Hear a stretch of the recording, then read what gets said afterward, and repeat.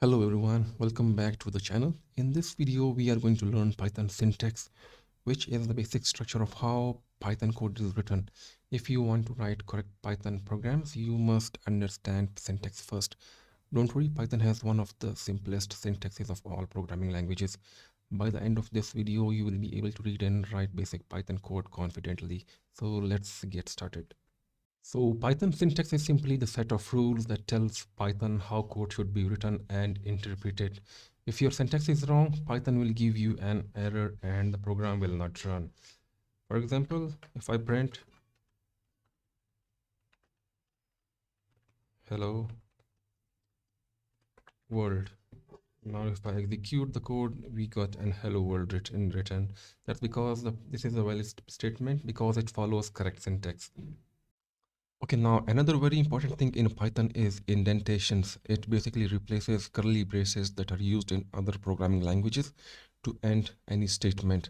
It basically tells Python which code belongs together. For example, if I say if 5 is greater than 4, then print 5 is greater. Now if I execute the code, we will get n5 is greater. Now if you notice, there are spaces before the print statement. If I remove these spaces, we will get an error. And if you notice, we have already get curly lines under the print statement. If I execute the code, we will get an error, and the error itself says that it is an indentation error. Okay, the next thing in Python is variables. So variables are basically used to store data. For example, if I want to store a name of a person and a person's age, I will directly say Alex. Now age is equals to 25, and like for you, if you want to store a decimal value, let's say price is equals to 99.9 or 0. Now here there's something to remember, that Python does not require you to declare the data type. It automatically understands whether it's a string, number, or decimal. So there are some data types that I want you to learn it and remember it. So here, if we want to store any text in Python language, it is called string. So for example, now the name above is a string value. Now here I want I've stored text value. Now another thing is number values. Numbers are called basically integers in programming languages. So number means any integers, positive integers or negative integers. Now some decimal values, we call it floating values, float values. Decimals is equal to 5.5, for example. It could be anything with the dot. So is active true or false values, we call it Boolean values in any programming language.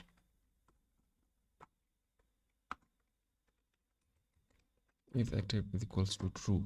So here you don't need to specify types like integer or string. Python handles it itself. Okay, now let's talk about comments. So comments are basically lines that Python ignores. They are used to explain code, and there are two ways to write Python comments. The first one is single line comment, and second one is multiple line comment. To write a single line comment, we just use a hash, and then whatever we will write, this is a single line comment. Now Python ignores these lines, and there is another way. We use commas 3 times comma, and now whatever you write between these comments will be multiple line comments, and this will be ignored by Python. This is a multiple line comments. So comments are basically very important because they make your code easier to understand and help other developers to understand your code. Now let's discuss operators. So operators are used to perform actions, and there are two types of operators in Python. The first one is arithmetic operator that contains addition, subtraction, multiplication, and division.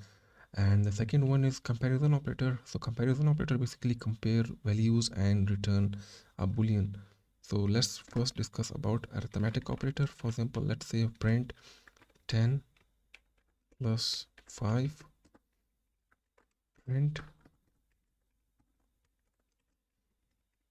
10 multiply by 10, print 10 minus 5, print 10 divided by 5. Now let's execute the code and we will get 15, 100, 5 and 2.0. Now there another one is comparison operator. So comparison basically compares two values and return a boolean. For example, let's print 5 is greater than 3 and print 5 is equal to 10. Execute the code and we will get the first one is true and the second one is false, because 5 is greater than 3 and 5 is not equal to 10. That's why we got true and false values. Now let's move to conditional statements. So conditional statements allow your program to make decisions, and the most common condition is if and else. For example, if I say if age is equals to 18, then apply condition if age is greater than equals to 18, then print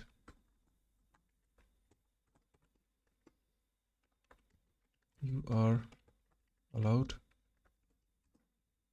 and else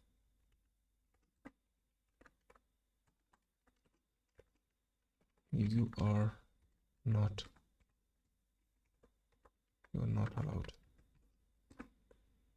So Python here checks the condition. If the condition is true, it runs one block of code.